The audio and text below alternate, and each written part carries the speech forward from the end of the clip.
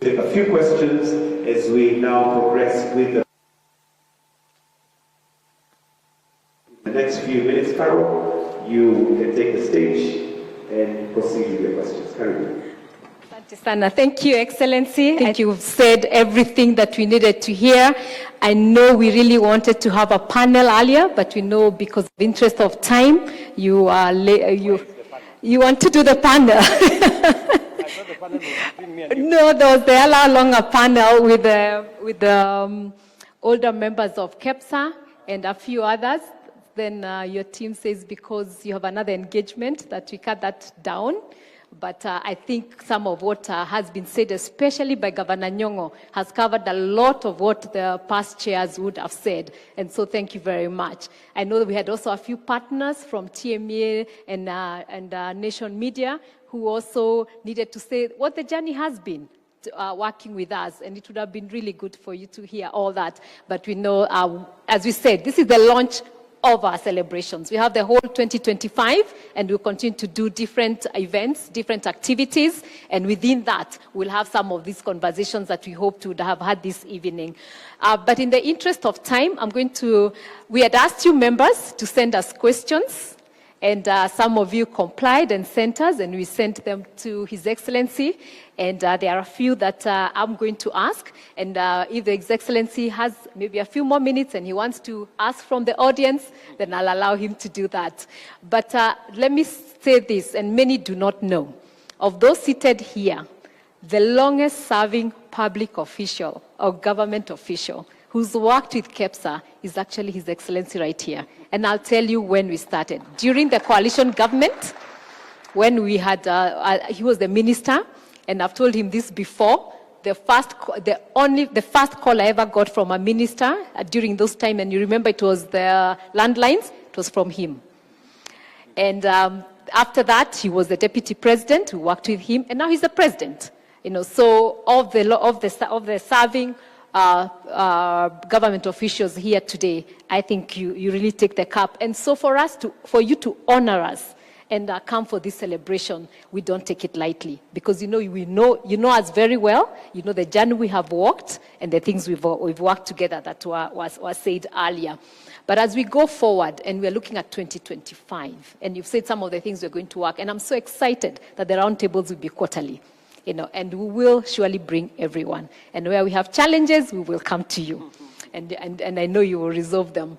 As we look forward, we've had the story of our history. And I think Governor Nyong'o captured it very well. But we are looking forward. And we are thinking, okay, so what does the business look like? There's a lot of turmoil globally, geopolitical politics. You know, we've seen different things happening in Europe, in the US. Right now, I think we're seeing even in Asia some of the turmoil. So business is going through a lot of challenges. Business in Kenya, and I've said this to them very many times, that you're the most resilient business I know when I engage with businesses globally. You know, you work hard within very tough times, COVID, drought, and name it, and you've done well. But as we go forward, there's some of the things that the business wanted to hear. You know, and I know you've heard this even from the public, the tax burden. And you have proposed some of the reliefs that you're looking to ease the tax burden, especially for business to thrive. And I know this must have come from our SME especially. And maybe briefly, the President, you'd tell us, what are you looking at in terms of alleviating some of this burden so that we can grow even bigger and more businesses in this country? Thank you very much.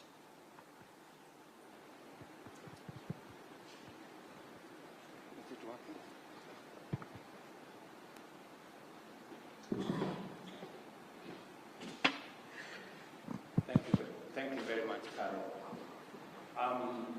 The issue of tax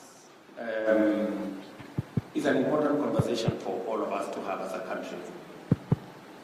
I will be signing on Wednesday tax reliefs that were proposed to us in the business amendment bill that is now on its way to my desk.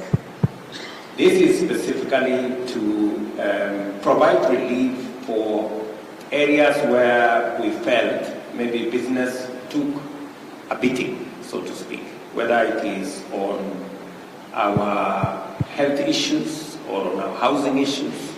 Now, the people who are paying more because they earn more, they are going to have a relief, to enjoy a relief, which means we can take off some of the burden from them. Secondly, when you look at some of those interventions, well, let me speak about housing. I mean, the business community should be looking at what is housing doing. Housing means we do more steel. The steel companies should be looking at opportunity. 200,000 housing units every year means we consume more steel. It means we consume more cement, and that is the reality. It means we have more transporters. It means we are doing more business, we are driving the economy more. So I would want the private sector to look at the opportunities we are creating in some of the interventions we are rolling out, whether it is in housing or even in universal health coverage. We are importing 70 billion shillings worth of health commodities to Kenya. And I have given firm instructions to the Ministry of Health through KEPSA, not KEPSA, KEPSA, that any product we produce in Kenya, they get the first priority whenever we are procuring. And we had a meeting here with all our manufacturers of health commodities in Kenya, and that is the policy decision, and that is the law that we have given to KEPSA as we talk now. So, as we robustly invest in the health of our people, there is opportunities being created in health commodities. There is opportunities being created in other sectors. These are areas where we need to look at. Even as we provide relief for those who are contributing, we must also look on the flip side and look at the opportunities that these interventions bring. And I expect the private sector to take those opportunities, pick them up, and drive into investment and into opportunities for growing our economy. Let me also say the following, that the whole sector, there's a problem with the mic, maybe I can borrow yours. Let me borrow yours. The whole space around how are we spending our taxes? Are we being responsible about how we spend our taxes? That is very important to us. We are putting some of these investments in areas that are of necessity. Our education system was collapsing. We've had to enhance the budget to our education system because 23 of our 40 public universities were at the verge of bankruptcy. We had a shortage of 110,000 teachers. We were staring at a whole competence-based education system that was not adding up. We've had to put some money in the social sector. You understand how important that is, so that we can continuously generate the human capital that is useful to your companies and useful to our country. We have also had to look at areas of how we service our debt. Many people had given up on Kenya, and many people thought Kenya was going to go the route of other countries and that we were headed to a default. We've made sure that we have not only avoided a default, we are actually taking a new trajectory.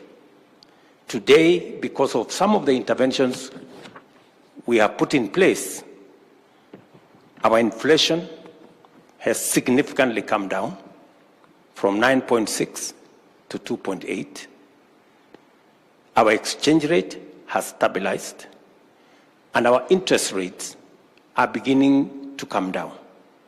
You all know the central bank brought down the CBR by 75 basis points this month. Now we are at 11.25. So progressively, we are creating an environment where the private sector can have access to one of the most important things Betty said, that is access to capital. The more we crowd out by excessive borrowing by government, the more we create a situation where the private sector cannot access credit. Let me also say this finally. I've had to make the difficult decision that we haven't been able to make for the last 10 years, to think about our savings as a percentage of our GDP. I am very happy that today we have been able to make that decision. And what we were doing in the past, where all of us were contributing, 200 shillings to NSSF and all that, and we didn't have quite a clear mechanism of how we are going. Today, that has changed. We are now moving in a different trajectory, and we are creating a bigger pool of patient capital, of patient money, that now can progressively be available for us to manage our borrowing, our interest rate regime, and I'm sure going into the future, in the next couple of years, we will be in a better place than where we are today. But we've had to make those decisions now. And I decided that I am the guy who is going to make those decisions, however difficult they are. Thank you. Thank you very much. You've actually answered two questions in one, which you've done very well. And I think that was a big question because private sector is really struggling with credit, and our banks are doing very well. We are very excited about that, but we felt that how do we minimize that gap? Then there was a question again on ICT, which we've done very well again as a digital economy, and it's an area that we are pushing. And even as KEPSA, we are actually incubating the BPO sector right now, so that the BPO the whole sector, all those associations and all the members can come together as an association, and we're helping incubate them that they can grow. But the SMEs feel that they're not understanding what the plans are, especially for emerging tech startups. We're starting to see taxations on digital products, and the tech startups are wondering, then how will we emerge? How will we become the Microsofts of today with this kind of environment? And so the question is, how do we protect the tech startups as we grow our digital economy? The tech space is a very important space to us. In fact, it is one space that I have really worked hard to make sure that the creative economy is built and is monetized. Many young people in that space did not have access to the monetization instruments. I had to negotiate with TikTok. I had to negotiate with Facebook. And today, Kenya is among the 4 countries where creatives in that space can actually be paid or can monetize that space. And the monetization of that space, some of those people in that space today earn 1 million shillings. You know that? Mm-hmm. I do. So the question we ask them is, a person earning 20,000 in Kenya or 30,000 pays tax.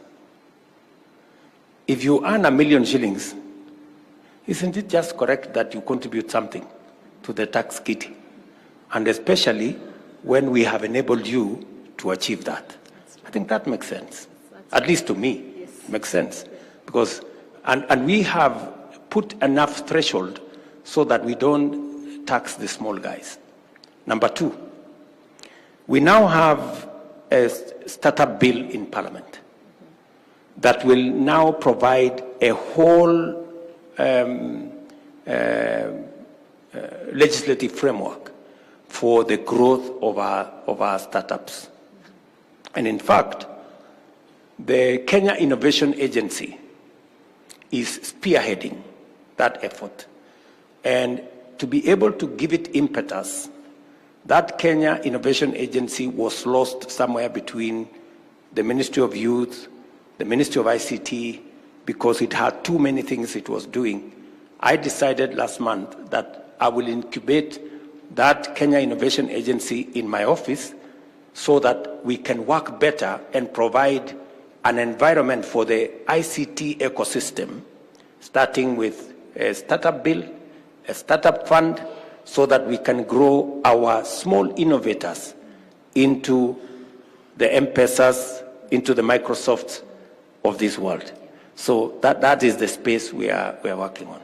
Your Excellency, you'll be very proud to know that when Honorable Sakaja was in Senate, this is when we worked on that bill, and we are looking forward that Parliament could speed it out. We really worked hard to get it out of Senate, and Honorable Sakaja was very instrumental. I think it's now in the final stages in Parliament. There were some amendments that were carried out last week, and I'm confident that in the first quarter of next year, we should have a startups bill that will address all the concerns you have said about the digital ecosystem and the innovators in that space and how we will support them to experience the journey towards being serious companies.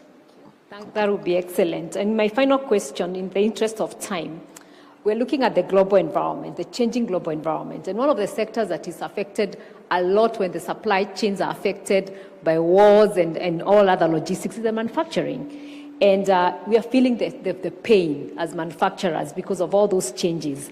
And I'm just wondering, thinking about the people who ask this question, what are we doing as government, and how could we work together with you much closer to really address some of the pains that the manufacturing sector is feeling with all the changes that are happening globally and also locally, and especially with our regulatory environment, which has always been a challenge. I'm so glad to hear about with the KRA and the issue of VAT, but there's a lot of regulatory issues that are really affecting the manufacturers today. And if we are going to move our manufacturing from 7% to the 15% as envisioned in Vision 2030, something has to change drastically. I agree. Something has to change drastically. And it has to start with the manufacturers themselves.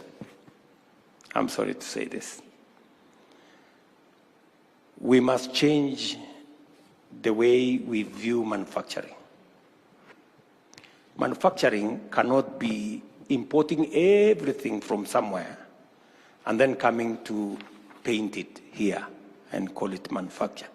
Surely, that cannot be. There is a statement that was said by Bedi, your chairman. He said, we have 5 containers. For every 5 containers that come from abroad, only one goes back with manufactured goods. That means, I don't know whether Kenya Association of Manufacturers or we register Kenya Association of Importers. Because we seem to be doing more importing than manufacturing. So we actually need to have a conversation on the subject of manufacturing.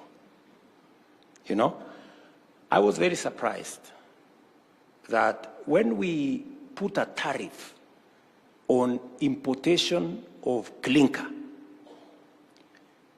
there was a complaint by so many people.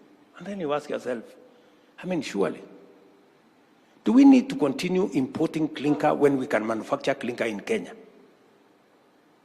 President Trump has promised to put tariffs to support American manufacturing. Every country protects their manufacturing space.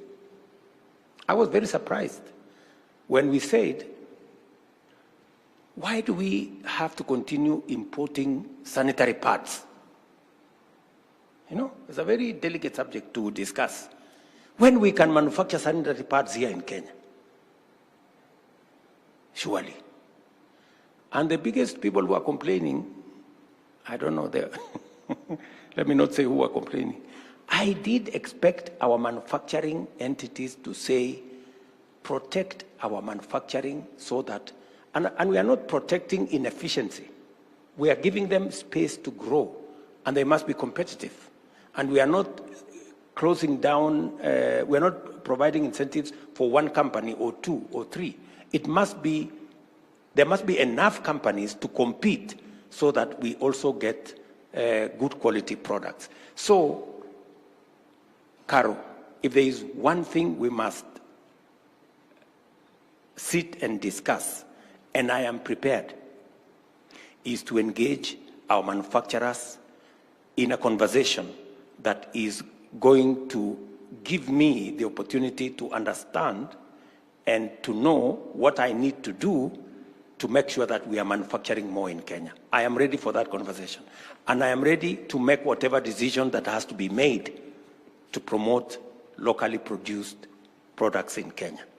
Because that is the way we are going to create, that is the way we are going to create jobs. That is the way we are going to create wealth, as Anyang' Nyong'o said.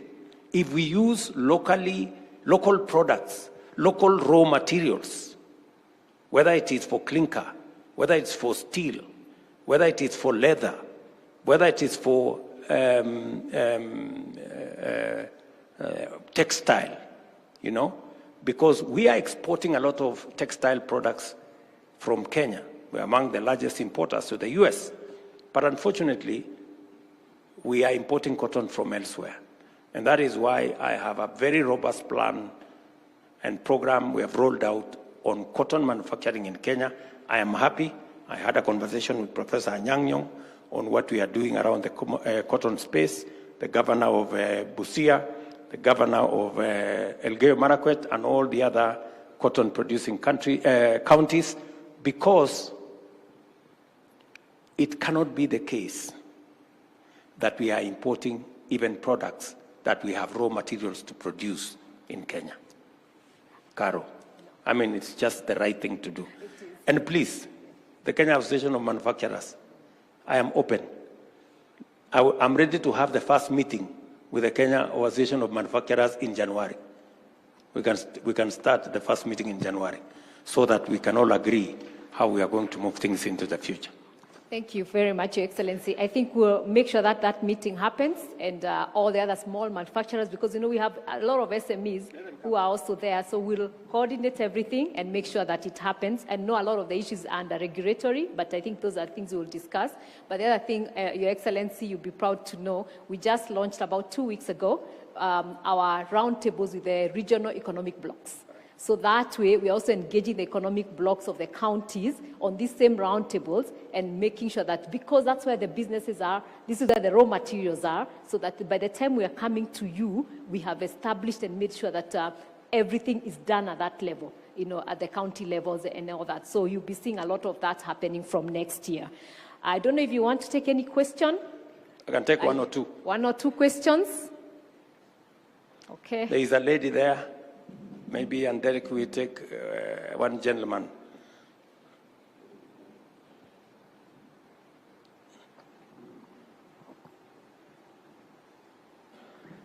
Good evening. Thank you, sir.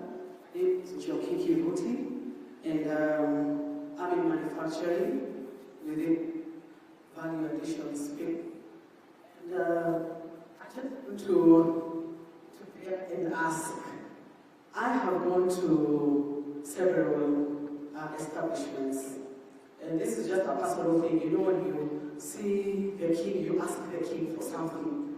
And I have gone and I have dropped my locally manufactured products at Western Hotel. And at Western Hotel, and the chef has approved it.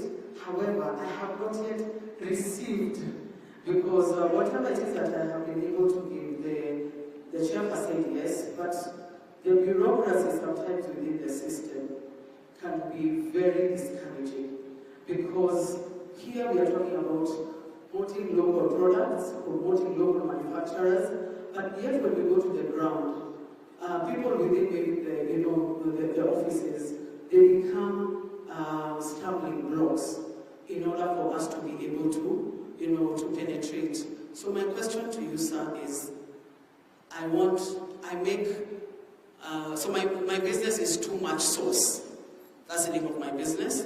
And we make locally manufactured products such as sauces, marinades, and I want that job. Thank you. Thank you very much, my dear. That question actually should be answered by Caro. Because the establishment you have said is private sector. I run the public sector. Caro is the one. Why do we have bureaucracy in the private sector?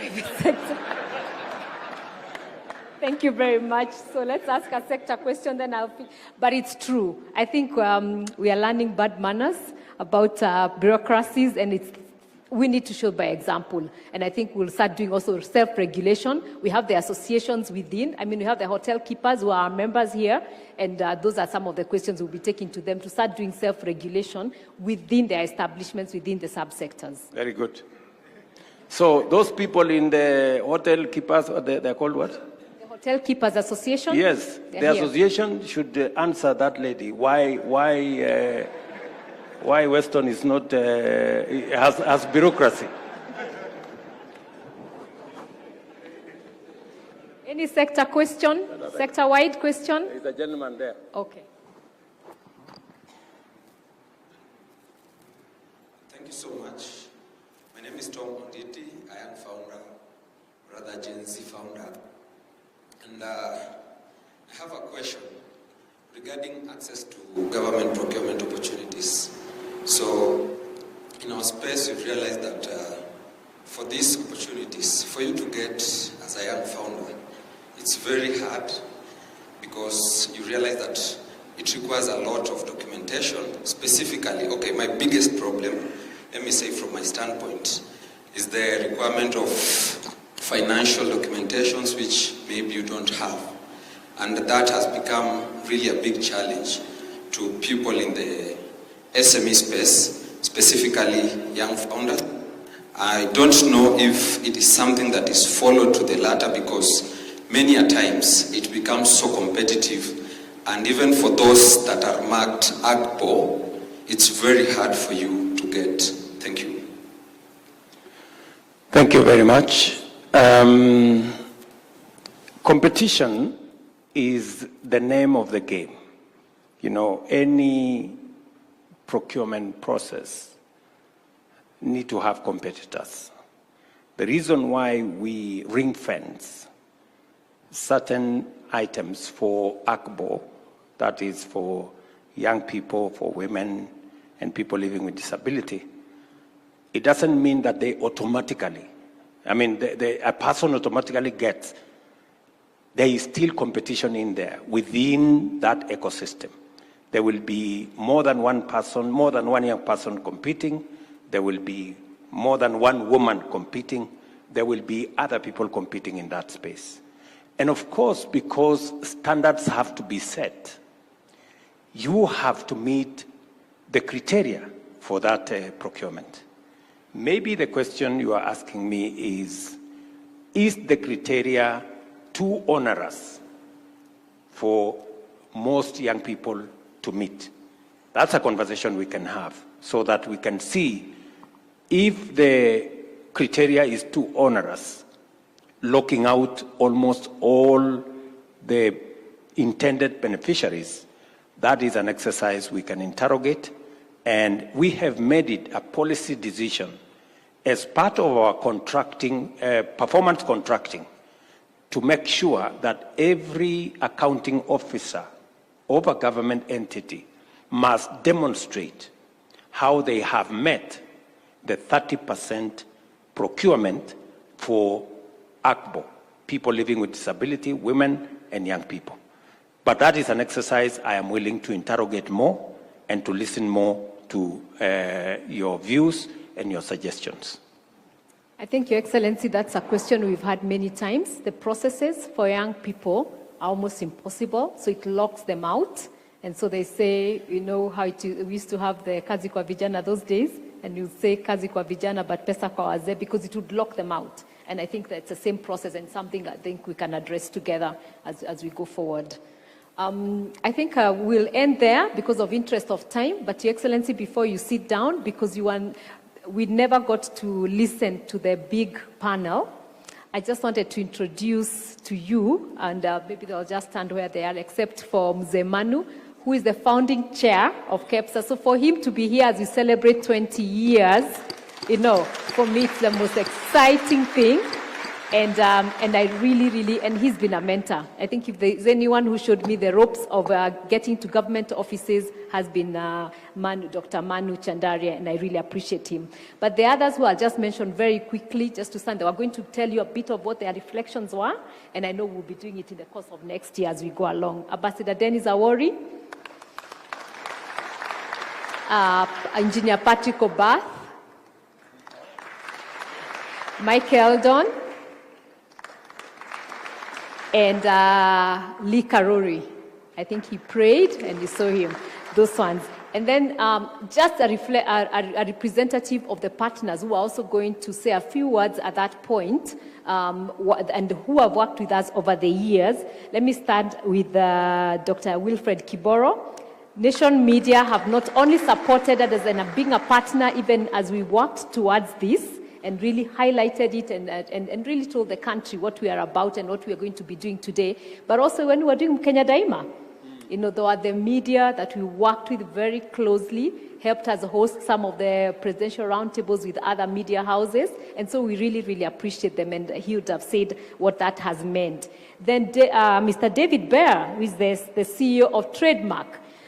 All these logistic works, the border posts, all that work that we have done, we've done with Trademark. And right now, what they are doing with us is helping the SMEs access Africa free trade area. And so we've been saying SMEs need to get out. There's a trade agreement within Africa, but SMEs are not able to do that. But they are really working with us to help us on that, and they were going to say that.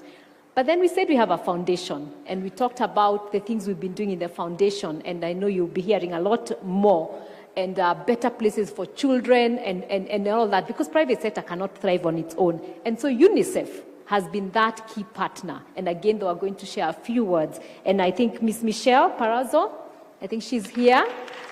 She's really been such an excellent, and UNICEF has worked with us for a long time. And so those are the people. And the people who are going to share today about what the journey, how they're succeeding in today's business. You know, those who are going to share about 20 years ago and what 20 years looked like. But there are those who are going to tell us how they're succeeding in business today because of the work that has been done 20 years by these founding fathers. So we had equity, and unfortunately, James Mwangi is out of the country, but Mr. Moses Nyabada was here, and he was going to share that story, which you know very well, and they've been a great support. And then we have John Gashora from NCBA, again, who's going to share that story of success and what that has meant. And then Sheila Masinde, Transparency International, and the work we've been doing around that governance area and working around corruption and all that. Is she here? Or she's left? I think she's left. So that, though I'm just going to give some of those highlights. But as we said, because it's a whole celebration for the whole year, we're going to be able to have events where you can hear some of these stories more and explain that. But I would really want to say thank you on behalf of management and everyone else for what you've done with us and continue to do. This year alone, as the President said, we've had 3 roundtables. And this is considered another engagement with him, which is, we can consider it a roundtable because we've really resolved some of the things that we were thinking about. And again, also with the CCA in September, which again was a very good engagement with the foreign investors. And so we look forward to those quarterly meetings, and we are here to make sure they happen and they work well. Thank you. Thank you. Thank you very much, Carol. I hope you are not blaming me for all those people who missed the opportunity to say something. Because I was here on time when I was asked to be here. I was asked to be here. And maybe I was told you are here from morning. You should have given them an opportunity to do something. Actually, we're here from morning, but because we wanted you to hear the story from the Okay, history. I will create another time, and hear the especially to history. listen to the ancestors, the Yes. people who You create that time and we'll the do people that. who brought this together. Yeah. But let me say thank you to all of you for accommodating. I have another engagement with, I'm already running late, but it was really good to engage with the private sector, and I look forward to those meetings of where we can, engage and sort out problems so that we can allow our private sector to move on. Thank you very much, Trademark East Africa, for what you're doing, supporting the business space, and all the other partners, UNICEF, Nation Media. I am a great customer of the media. That's and true. The only unfair thing they do to me is that when they make money, they don't share with me. But I think they are doing a fantastic job in profiling all the good things that is being done, and sometimes all the bad things government does. So, but I guess it is something that we have it's part of the systems of checks and balances, and we are all happy to be part of it. So thank you very much, and thank you for your time. Thank you very much. And as you wind up, you cut just a slice of cake to mark this event.